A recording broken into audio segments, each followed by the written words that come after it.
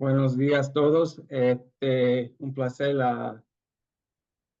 hablar sobre este tema con ustedes esta mañana. Eh, Ahorita estoy en Florida porque hace un poquito más calor aquí que en Nueva York, que está muy frío ahorita. Pero, ¿dónde está el Jacobi Medical Center donde yo trabajo? Aquí tenemos un mapa de Norteamérica y Sudamérica. Se nota dónde está Ecuador en la mitad del mundo y llegamos a la parte norte, a los Estados Unidos, y a la parte norte-este de los Estados Unidos, a Nueva York, el estado que está cerquita de Canadá, y de los estados de Connecticut, New Jersey, Pennsylvania y Massachusetts. En esa partita amarillo abajo la esquina de este positivo se nota que nos encontramos en Nueva York, y en Nueva York hay 5 condados. Uno de esos condados es el Bronx, donde yo estoy criado. Yo nací en Puerto Rico, pero estoy criado en el Bronx, Nueva York, donde, imagínate, en el Bronx tienen más de 50% de la población del Bronx son latinos. Entonces, vamos a empezar con este tema importante sobre trauma cervical. Vamos a revisar la anatomía de imagen pertinente de la columna cervical, comprender el papel de varias modalidades diagnósticas por imágenes en pacientes con traumatismo de la columna cervical, y proporcionar una visión general de las lesiones traumáticas de la columna cervical con un enfoque en mecanismo, ubicación y estabilidad. Sobre el tema de etiología, por lo mayor, accidentes de auto y caídas, la mayoría de casos. Y en un gran porcentaje hay heridas a la médula espinal en la columna cervical. Hay también otras heridas en el cuerpo humano. Se encuentra trauma cráneoencefálico y fracturas de la columna dorsal y la columna lumbar en estos pacientes.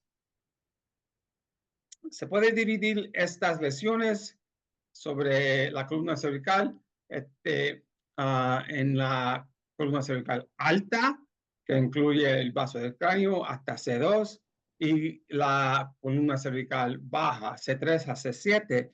Se nota que 25% de estas fracturas se encuentran en la columna cervical alta.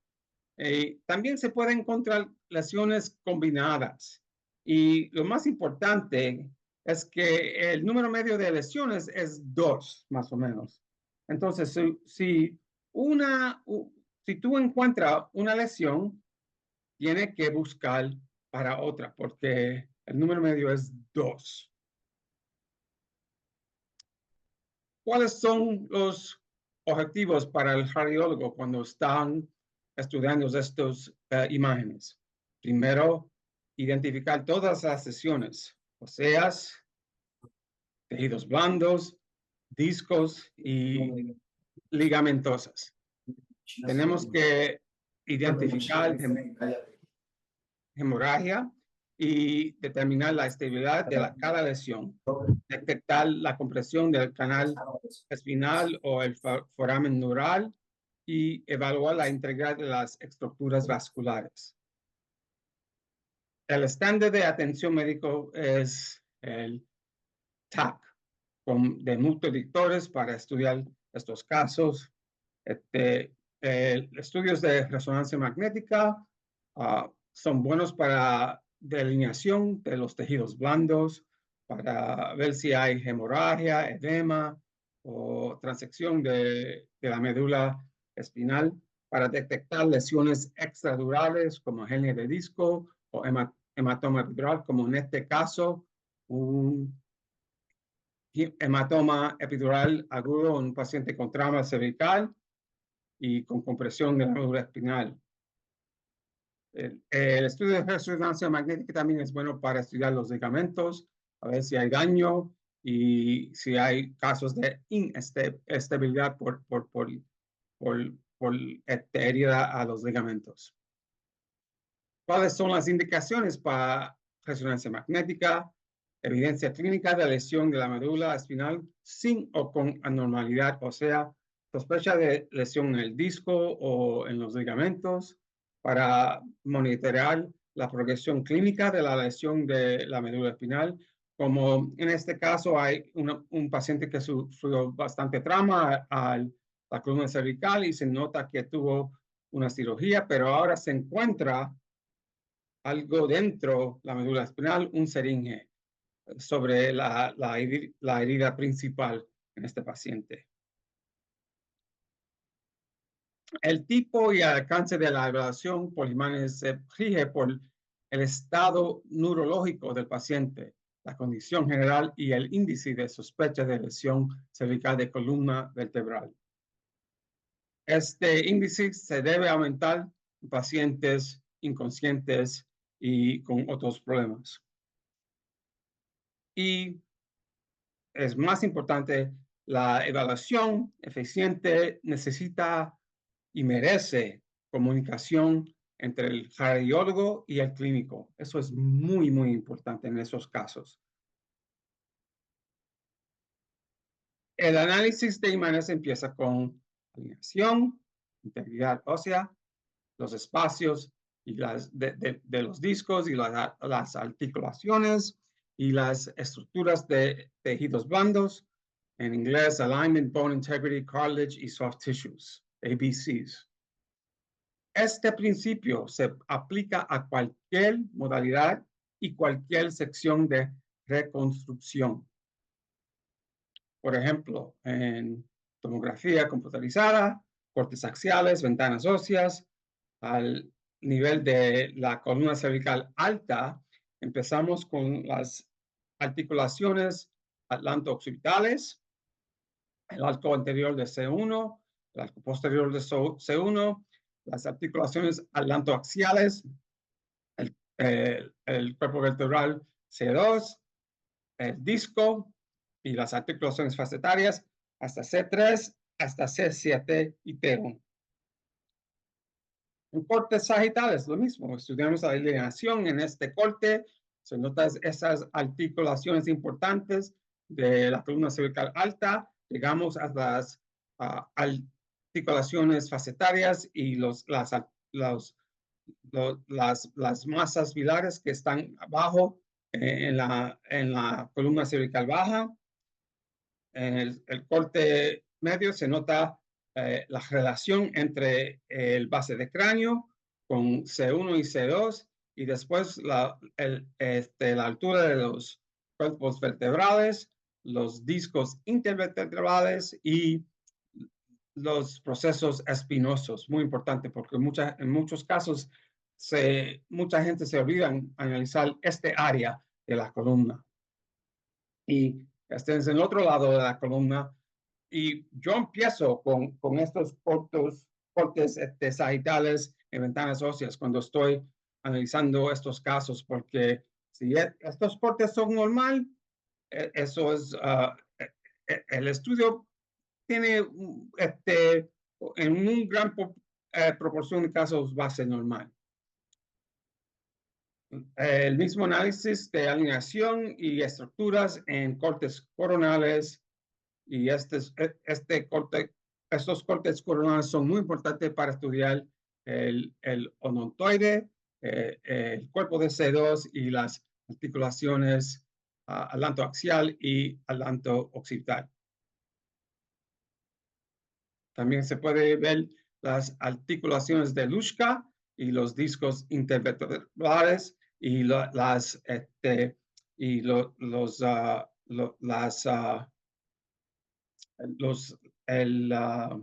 foráminas transversales para estudiar para ver si hay hiperdensidad dentro de la arteria vertebral. Cambiamos las ventanas para estudiar los tejidos blandos, prevertebral y también dentro del canal central a estudiar los discos y cambiamos las ventanas laterales para estudiar un parte de los pulmones. Sobre alineación, 4 líneas, línea espinal anterior, posterior, laminal y interespinosa. Notamos la simetría de las articulaciones facetarias y esta alineación se puede analizar en cualquier proyección en todas las modalidades. Cuando nos encontramos con anormalidades de alineación, se nota que hay interrupción de una o más de estas líneas, que hay un cambio en la relación anatómica, puede ser rotación, ampliación, angulación o una curvatura anormal.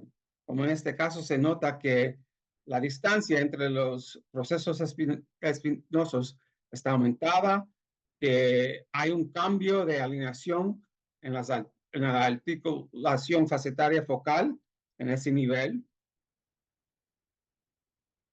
Y en la proyección frontal se nota que ese espacio está aumentado entre los procesos espinosos. Y también en otra proyección se nota que la alineación también está cambiada y alterada.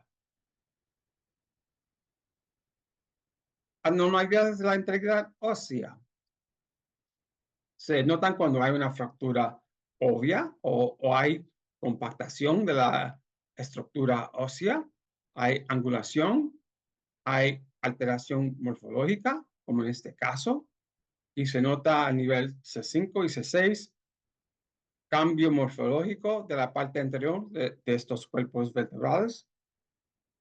Se pueden comparar a C4 y a C7 y se nota que hay aumentación del espacio prevertebral en este caso. Y el estudio de TAC, después de una amilografía, se nota que hay fracturas del cuerpo vertebral y de los arcos posteriores en este paciente. Cambios en los discos y las articulaciones se pueden ver comparando un nivel a otro. En este ejemplo, tenemos una altura anormal en la parte anterior del disco comparado a los otros discos. También se encuentra una fractura de un ligamento que está calcificado o osificado en este paciente y también en este caso se nota que hay un cambio en la angulación en este paciente sobre ese disco que está anormal. En otro caso, encontramos cambios en los tejidos blandos sobre una fractura de la parte anterior inferior de la esquina del cuerpo vertebral C2. Otras anormalidades de los tejidos blandos se pueden notar en resonancia magnética, como enación de disco, cambios en la médula espinal, cambios en los ligamentos, y entonces eso ayuda bastante al manejo del paciente. Otros casos más severos, prestado por el doctor Mauricio Castillo, en la esquina izquierda se nota ligamentos intactos, pero en el disco. Otro caso donde hay ligamentos anteriores y posteriores rasgados y generación de disco. Otro caso de compresión de la médula espinal con alteración de alineación en la columna cervical alta. Y otro caso más severo donde se encuentra ligamentos rotos, un platillo abulsado y hemorragia dentro de la médula espinal. Un caso muy grave. No importa si estamos en la columna cervical alta o baja, las mismas preguntas. Fractura, cambio de alineación, cómo está el estado de los discos y las articulaciones y cómo están los tejidos blandos, cuál es la condición de esos tejidos blandos anterior, prevertebral y entre los discos y entre el canal central.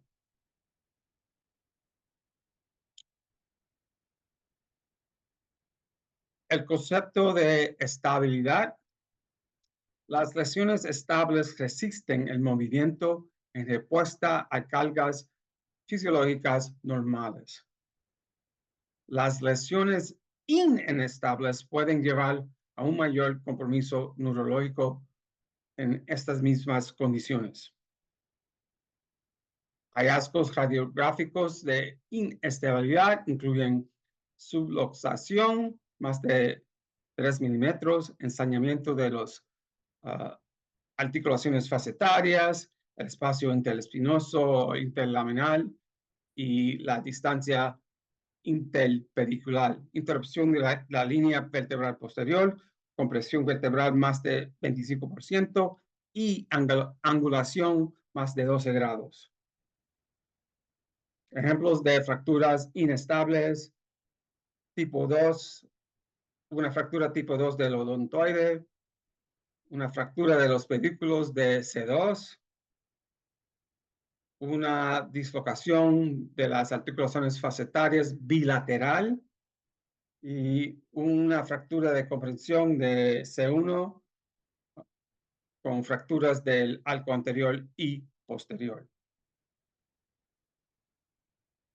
Sobre el tema de mecanismo de lesión traumática de la columna cervical. Esto es muy importante, yo creo. Muchas de estas fuerzas son combinadas, pero hay una fuerza principal y se debe a hiperflexión o hiperextensión, rotación, compresión, oscilamiento. El mecanismo de hiperflexión tiene una incidencia alta, es más común que todos. Y tipos de heridas incluyen fracturas odontoides, fracturas de los procesos espinosos, fracturas de los cuerpos vertebrales, subluxación, dislocación de facetas unilateral o bilateral y dislocación atlanto-occipital. Y un porcentaje de estos casos son inestables, como está mostrado en la columna derecha. Fracturas odontoides. El tipo 2 más común, una fractura transversal a través de la base del odontoide y estas lesiones son inestables y tienen complicaciones retrasadas. Se nota que no se puede confundir estas fracturas del odontoide con lesiones congénitas como os odontoideum, como mostrado en la esquina inferior aquí.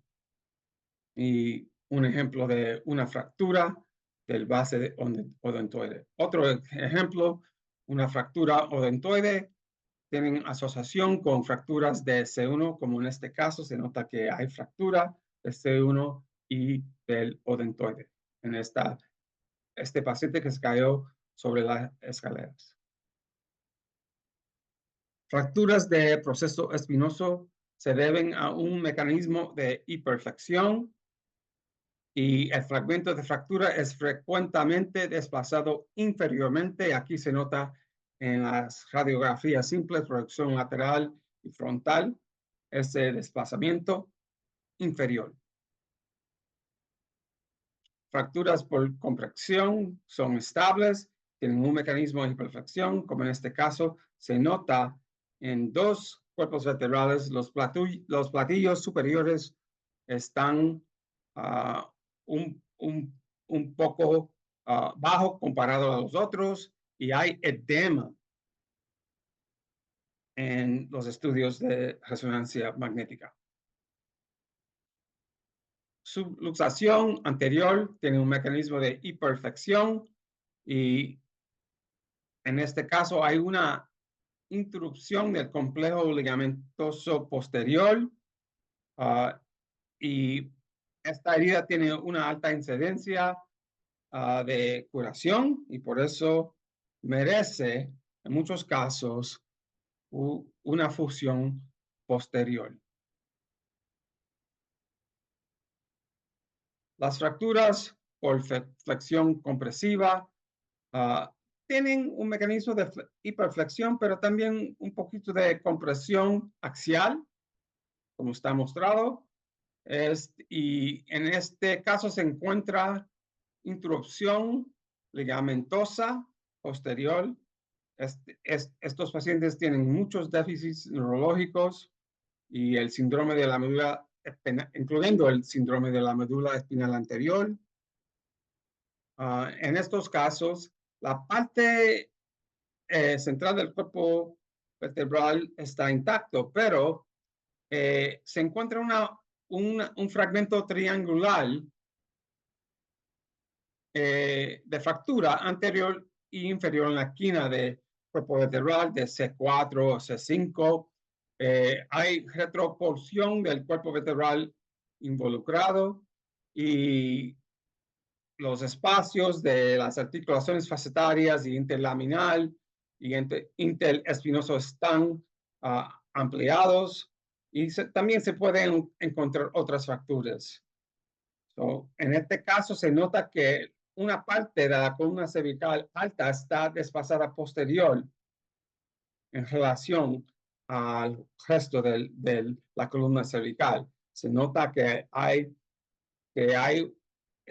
un ensanchamiento de esa articulación facetaria porque hay una herida significante sobre el complejo ligamentoso posterior en estos pacientes por el mecanismo de flexión, hiperflexión. En el mismo paciente se nota que hay compresión del canal central y de la médula sobre el desplazamiento del cuerpo vertebral atrás y que hay herida en la médula espinal y edema en la médula espinal en estos casos.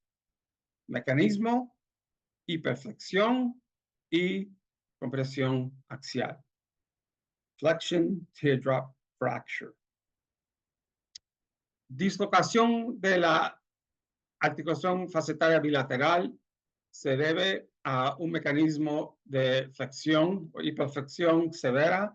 Las facetas subluxadas se notan inmediatamente en estos casos y desplazamiento anterior de la vértebra afectada en estos casos y hay una interrupción de las estructuras ligamentosas en estos pacientes. Aquí se nota el mismo desplazamiento otra vez y la dislocación bilateral que se nota en el corte axial de TC. Otro paciente con una subluxación muy severa en este caso. Este paciente tiene que tener herida en la médula espinal. Se nota en los cortes axiales la subluxación de las articulaciones facetarias y la compresión de la médula espinal en este paciente. Otro paciente que sufrió una caída, se nota un cambio de alineación, una angulación, una fractura del cuerpo vertebral, dislocación de articulación facetaria por un mecanismo de hiperflexión y el estudio de resonancia magnética se nota edema en el cuerpo vertebral y edema en la médula espinal. Y este paciente recibió un abordaje anterior y posterior para fusión, para ayudarlo. El mecanismo de hiperextensión es el segundo más común y las heridas incluyen fracturas de C1 y de C2 y de los arcos neurales en estos pacientes. La mayoría de estas heridas son estables, pero las de C2 no. Fracturas aisladas de C1 pueden ocurrir por este mecanismo de hiperextensión Y aquí se nota una fractura del arco anterior y hay edema en el espacio prevertebral. Se nota en la proyección de boca abierta un desplazamiento de la masa lateral de C1 y la fractura se nota muy bien, se ve muy bien en el estudio de TC, una fractura aislada de C1 en un lado. Algunas veces encontramos primero este edema en el espacio prevertebral y después en el TC una fractura aislada del arco anterior de C1.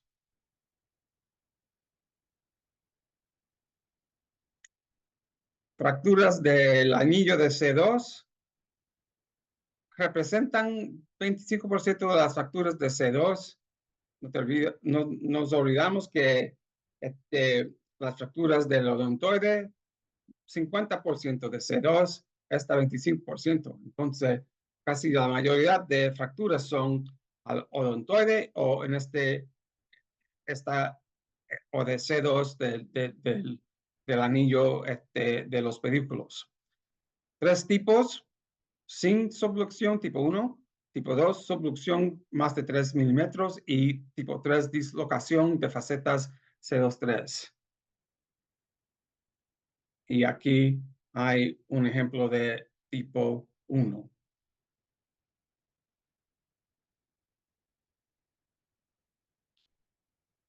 Fracturas de la esquina inferior de C2 pueden ocurrir por mecanismo de hiperextensión y en este caso se ve la fractura y la edema en el espacio prevertebral en este paciente. Y se ve la fractura otra vez en el TC, corte sagital y corte axial. El mecanismo de rotación-flexión tiene una incidencia de 12%, incluye heridas a la articulación facetaria unilateral y subluxaciones de espacio alanto axial. Estas lesiones son estables.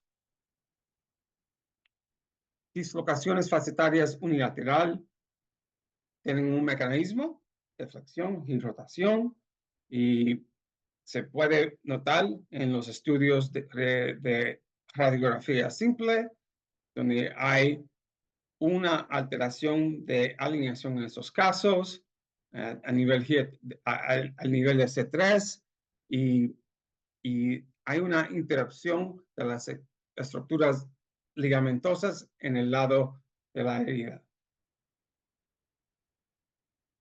El estudio oblicuo es muy bueno en radiografía simple para notar estos hallazgos.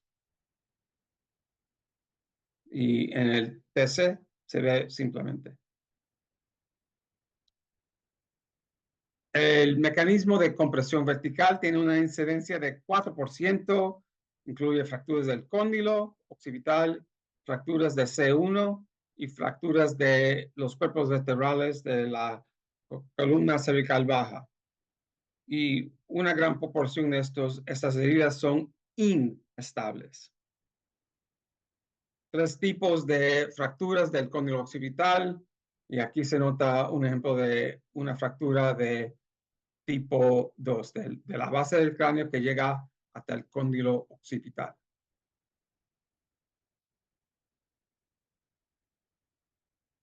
Fracturas de C1 complejas ocurren sobre un mecanismo de compresión y las masas laterales se desplazan lateralmente porque hay fracturas del arco anterior de C1 y del arco posterior de C1. Un ejemplo del mecanismo de compresión axial y flexión lateral, un paciente con fractura del cuerpo vertebral de C2 y de una subluxación atlantoaxial en el otro lado.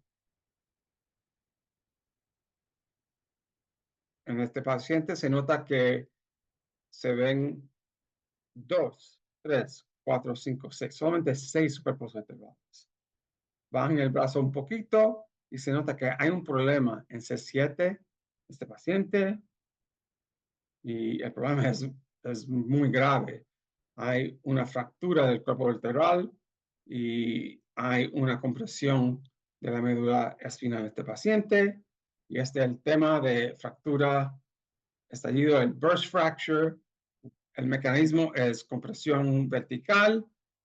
Encontramos una fractura del cuerpo vertebral con minutas, el platillo vertebral involucrado y retropulsión ósea en el canal espinal como en este caso.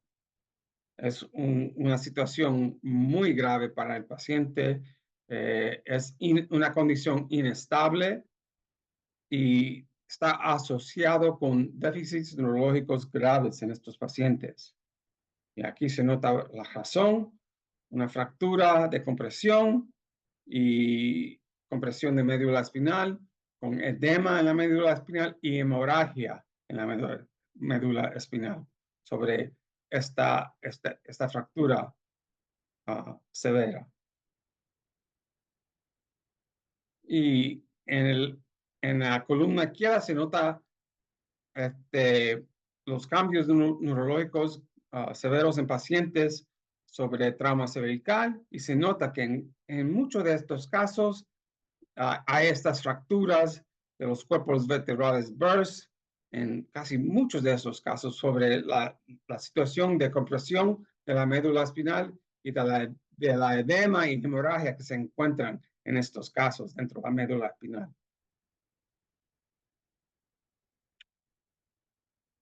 El último mecanismo es flexión lateral o sillamiento. Esto es raro.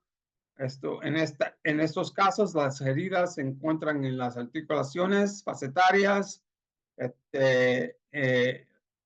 y los procesos transversales en estos pacientes y en raros casos, luxación atlanto-occipital. Un ejemplo de una fractura pilar, mecanismo flexión lateral, es una condición estable. Aquí se nota la fractura de la articulación facetaria y la articulación pilar. Cuando hay fracturas del proceso transversal, tenemos que mirar la arteria vertebral. En este caso se nota que hay hiperdensidad sobre un trombus dentro de la arteria que tiene una oclusión sobre la herida. Lesiones de la unión cráneo-cervical, gracias a Dios que son raras, pero son muy graves porque tienen un mecanismo variable, pero cuando hay este desplazamiento, hay una herida tremenda dentro de la médula espinal y el tronco del cerebro. Entonces, estas lesiones son infrecuentes, más común en niños y tienen un aumento de mortalidad y de morbilidad en estos pacientes y sobreviven la herida inicial en el accidente.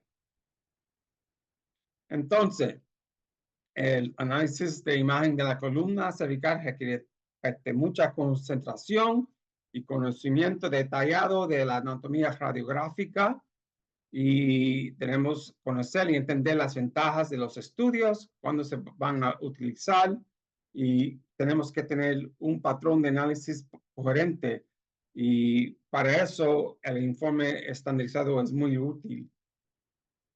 Los mecanismos, hiperflexión, hiperextensión, rotación, compresión, sillamiento, hiperflexión y hiperextensión son más comunes. Es importante entender este mecanismo porque esto es que va a ayudar a encontrar las heridas dentro de la columna cervical, porque no te olvides que hay más, por lo mayor hay 2 en cada caso, 2. Y cuando se encuentra una herida, tiene que buscar otra y así puede ayudar al paciente y después esto afecta el manejo quirúrgico del paciente, como está anotado en unos casos presentados.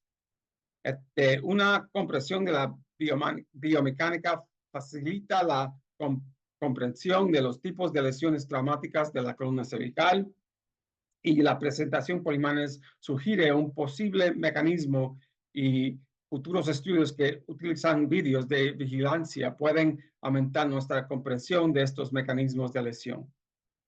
Muchas gracias por su atención.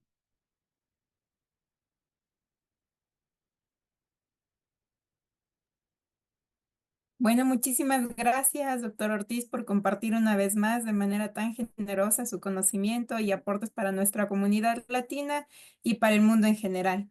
Bueno, tal como usted lo mencionó, el diagnóstico por imagen en el trauma cervical y al igual que en otras ramas, requieren de un trabajo multidisciplinario, ¿no?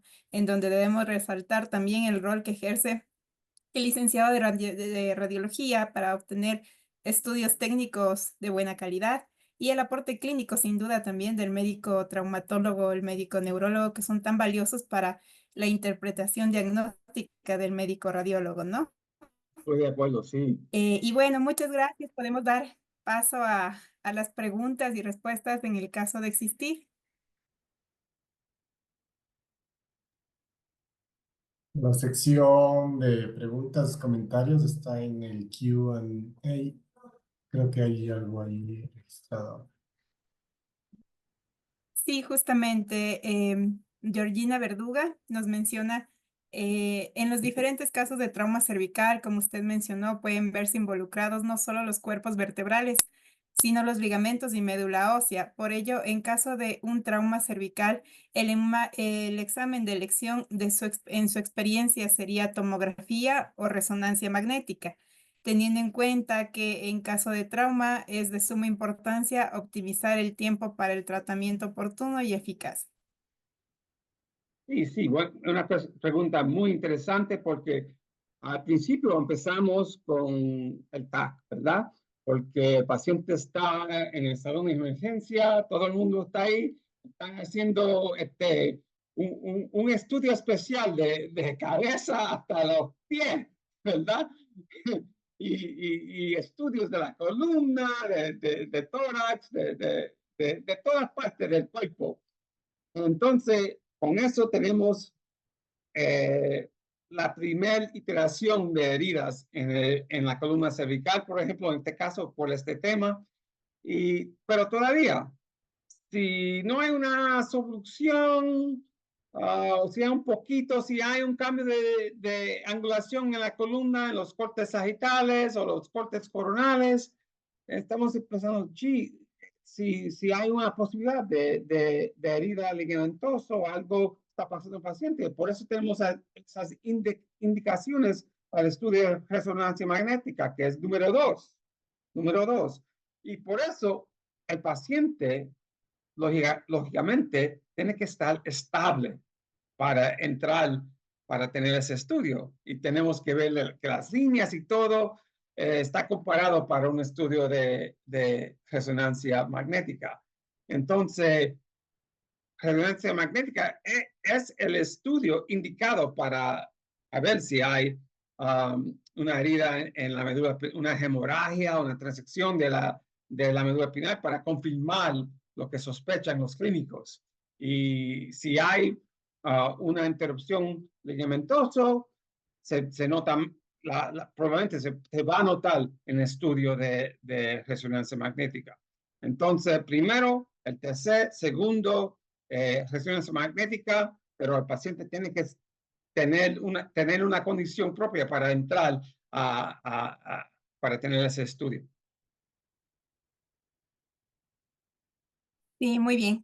Tenemos una pregunta más de Daniel Alexander. En el contexto de la fractura de estallido, ¿cuáles son los signos radiológicos para evaluar la estabilidad de la lesión y el riesgo de compromiso neurológico?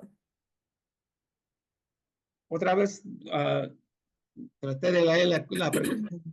Oh, aquí está, Sí, aquí claro está. que sí.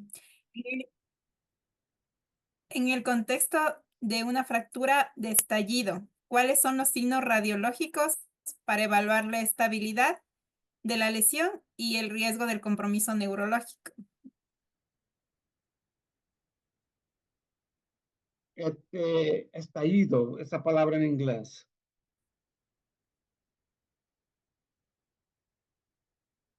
Estallido.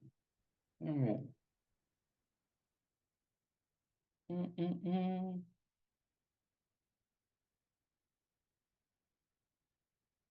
Un momento. Caramba.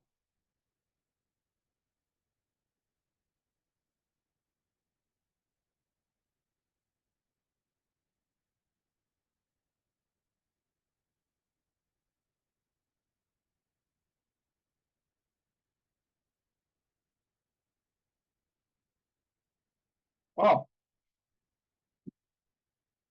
primero, entonces se nota que es una fractura enteramente del cuerpo vertebral, que hay un desplazamiento posterior de las partes de la fractura, que también la fractura involucre las partes posteriores del cuerpo vertebral y que hay un poco de compresión porque la fractura afecta los platillos, el superior y el inferior.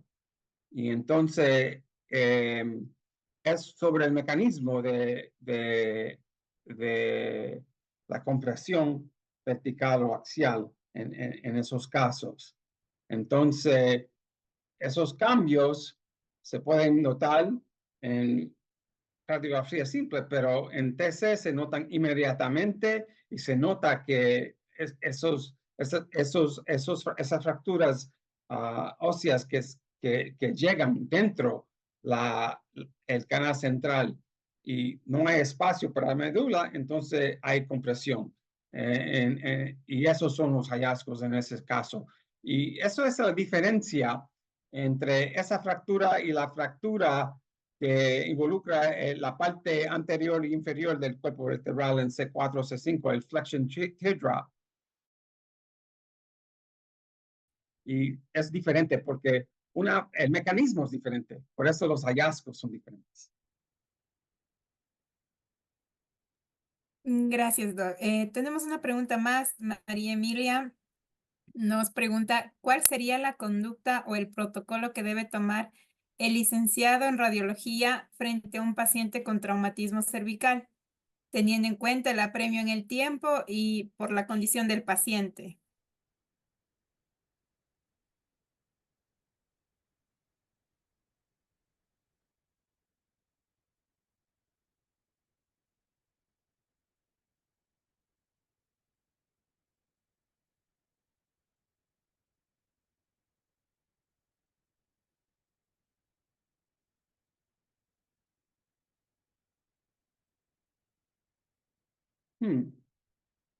No entiendo la pregunta. No entiendo la pregunta. ¿Qué protocolo se usa para hacer el estudio? Sí, bueno, entiendo la conducta del licenciado radiólogo cuando le llega o cuando él se enfrenta a un paciente con un trauma. ¿O el protocolo para hacer el estudio o para interpretarlo? Para hacerlo, ajá, para hacerlo. Oh, hacerlo. Pues en estos casos, pacientes llegan al TC con un puesto, ¿verdad? El No se collarín. puede, no se puede quitar, el movimiento es suave para ponerlo en la cama para hacer el En estudio bloque. Ujú. y después, como es un estudio de TAP, son cortes finos. Para la parte cervical son cortes finos y lo más fino posible. En nuestra institución usamos punto 625. Eso es muy fino. Y así podemos hacer las reconstrucciones sagitales, coronales, y después si es necesario, podemos hacer reconstrucción en 3D y también hacemos dos ventanas en ventanas óseas y ventanas para los tejidos blandos. Entonces, dos ventanas. Así se hace en nuestro hospital para hacer para hacer este examen. No se hace el fase de arteriograma en todos los casos, solamente en los casos cuando hay fracturas sospechosas en los procesos transversales en esos casos. O si tiene síntomas el paciente neurológicos en el cerebro, si algo está pasando, si está teniendo isquemia o algo así, se hace porque si se sospecha una disección vascular, hacen esos estudios. Así se hace el protocolo en nuestro hospital, pero cortes muy finos para ayudar las reconstrucciones.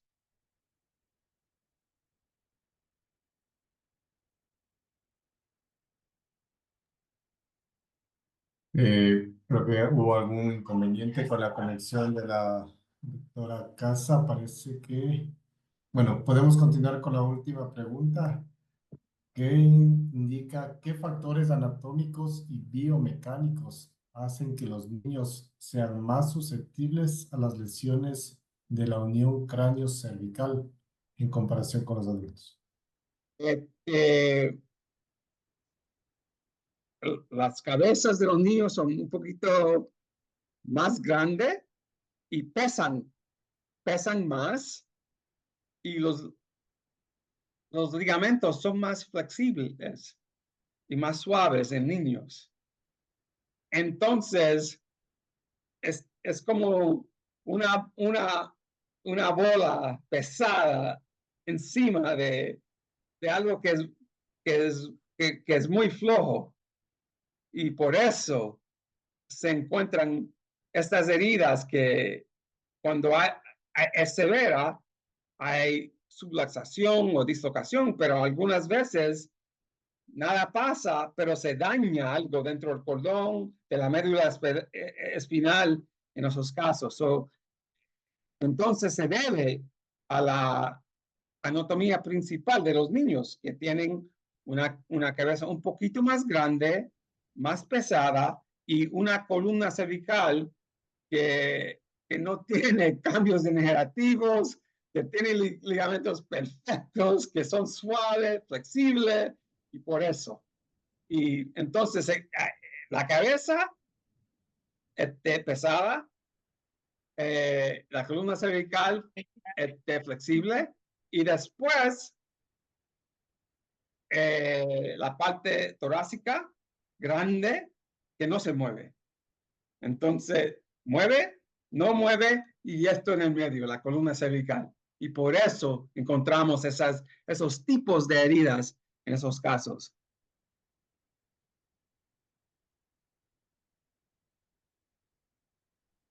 Ya regresó otra Sí, vez la otra gente, ha sido un inconveniente sí, con la energía eléctrica, pero le había trasladado la última pregunta de los comentarios, doctora, y lo que el doctor estaba resolviendo.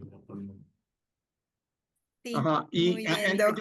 Eh, yo vi que Veo había con- una pregunta de edad, sí, ajá. Ok.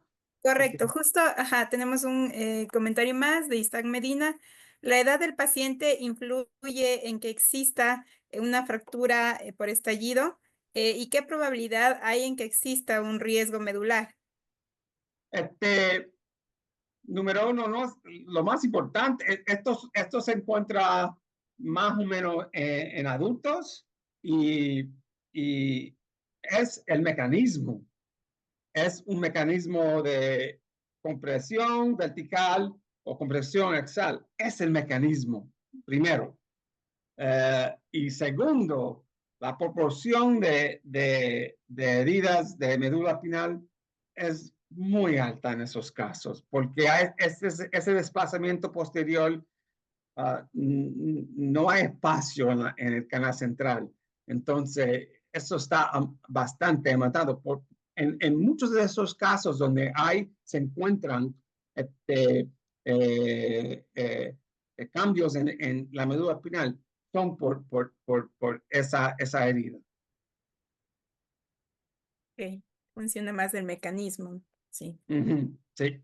Ajá. Y bueno, no me refleja ninguna otra pregunta en el chat tampoco. Nos han acompañado desde México, desde algunos lugares de acá de Latinoamérica. Bueno, muchísimas gracias, creo yo. Sin más que agradecerle nuevamente, Doc. Un gusto haber compartido este espacio junto a usted. Sí, para mí Muchas era un gran placer porque tengo familia en Ecuador y oh, para mí, sí.